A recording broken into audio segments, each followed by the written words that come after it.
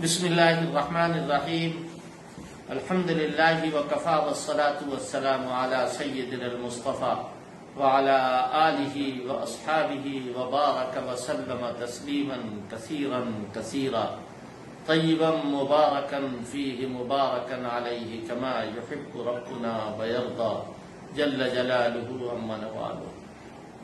ابھی فون کے ذریعے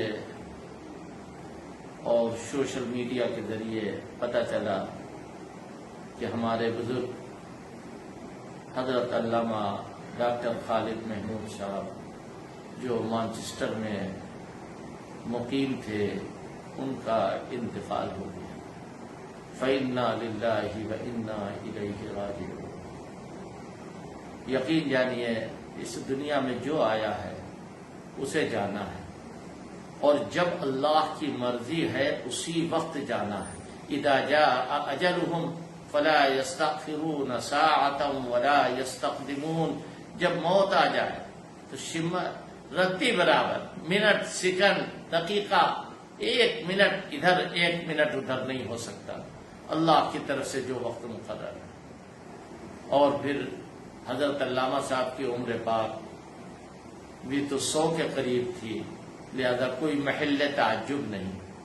لیکن میں آپ سے یقین کے ساتھ کہتا ہوں، مجھے ایسا لگتا ہے جی چاہتا تھا کہ علامہ ابھی اور زندہ رہے۔ ان کا وجود، ان کی زندگی بہت بڑی چیز تھی۔ وہ ایک عجیب و غریب شخصیت کے مالک تھے۔ علامہ صاحب سے میرا تعلق تقریباً 40 سال سے ہے، اور بڑی محبت، بڑی شفقت، بڑی عنایت، ہمیشہ بڑے پن کا ثبوت دیتے تھے۔ اللہ پاک ان کے درجات کو بلند فرمائے۔ اور اس کی بدایت بھی اس طرح ہوئی کہ پاکستان جب حضرت امام اہل سنت مولانا عبدالشکور فاروقی رحمۃ اللہ علیہ تشریف لے جاتے تھے تو علامہ صاحب کے والد صاحب کے وہاں بھی جاتے تھے، اور اس وقت علامہ صاحب حضرت امام اہل سنت کی خدمت میں رہتے تھے، اور حضرت امام اہل سنت سے بڑا گہرا تعلق تھا، اور احقاق حق، ابطال باطل کا جذبہ کوٹ کوٹ کر اللہ رب العزت نے ان کے اندر بھر دیا تھا۔ یوں تو علامہ صاحب کا مقام حدیث میں بھی بے مثل تھا۔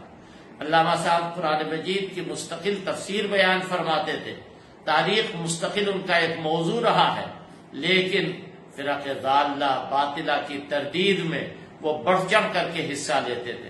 میرے ساتھ ان کا بڑا عجیب و غریب معاملہ رہتا تھا۔ اللہ تعالیٰ ان کی مغفرت فرمائے، ان کے درجوں کو بلند کرے۔ جی چاہتا تھا کہ ابھی وہ اور زندہ رہتے، لیکن یاد رکھیے اس دنیا میں زندگی تو کسی کے لیے نہیں ہے۔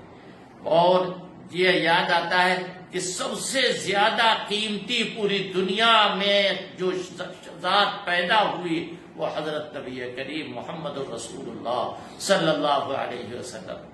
حضور سے زیادہ قیمتی کوئی چیز ہے ہی نہیں دنیا میں۔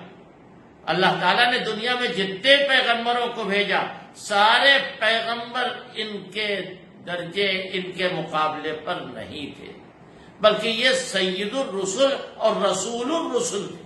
تمام رسولوں کے رسول، تمام نبیوں کے نبی حضرت نبی کریم محمد الرسول اللہ صلی اللہ علیہ وسلم۔ ان کے بارے میں جی چاہتا ہے کہ ان کے بارے میں لفظ یہ نہ ہوتا، یہ ہمیشہ زندہ رہتے، یہ کبھی بھی ایسا نہ ہوتا کہ دنیا سے جاتے دنیا سے جانا ان کے لیے مقدر ہی نہ ہوتا، لیکن صرف 63 سال اللہ کے حبیب اللہ سے جا کر مل گئے۔ اور ایسے موقع پر جب کوئی بھی مصیبت آتی ہے، صحابہ سے لے کے آج تک، تو وہ سب سے پہلے حضور کی جدائی کو یاد کرتے ہیں۔ وَإِذَا ذَكَرْتَ مُصِيبَةً تَسْلُو بِهَا وَإِذَا ذَكَرْتَ مُصِيبَةً تَسْلُو بِهَا فَاذْكُرْ مُصَابَكَ بِالنَّبِيِّ مُحَمَّدِ۔ اگر کوئی مصیبت آئے تو حضور پاک صلی اللہ علیہ وسلم کی جدائی کو یاد کر لو۔ علامہ صاحب ابھی پچھلے سال جب میں انگلینڈ گیا تھا تو خاص حالات کے تناظر میں وہاں حضرت معاویہ کی زندگی پر ایک کانفرنس کی گئی۔ علامہ صاحب بے خود ہو کر بالکل اذکار رفتہ ہو چکے تھے، لیکن 2 آدمیوں کے سہارے سے خاص طور پر اس کانفرنس میں شرکت کے لیے مسجد نور مانچسٹر آئے۔ لہذا دل میں بہت احساس ہے کہ اخیر وقت میں وہاں موجود نہیں، علامہ صاحب کے جنازے میں شریک نہیں، لہذا اس کا قلق رہے گا، مگر اس کا بہت احساس ہے کہ حضرت کی شفقتوں سے اب ہمیشہ کے لیے محرومی ہو گئی۔ اللہ پاک ان کے درجات کو بلند فرمائے، ان کے پسماندگان کو صبر جمیل کی توفیق عطا فرمائے، اور ان کا کام کرنے والے افراد کو اللہ پاک پیدا فرمائے، اور اللہ پاک امت کو ان کا صحیح جانشین اور نعم البدل عطا فرمائے۔ جو ان کی تڑپ تھی اللہ پاک اس سے ہم سب لوگوں کو تڑپا دے، اور وہ تڑپ ہمارے اندر پیدا فرما دے۔ اللہ تبارک و تعالیٰ ان کو جنت الفردوس میں اعلیٰ سے اعلیٰ مقام عطا فرمائے۔ میں ان کے پسماندگان کی خدمت میں کلمات تعزیت پیش کرتا ہوں۔ انشاءاللہ انگلینڈ حاضری کے وقت میں ان سب کی خدمت میں حاضری دوں گا اور علامہ کی قبر پر جاؤں گا۔ اللہ تبارک و تعالیٰ ان کے درجات کو بلند فرمائے۔ وآخر دعوانا ان الحمد للہ۔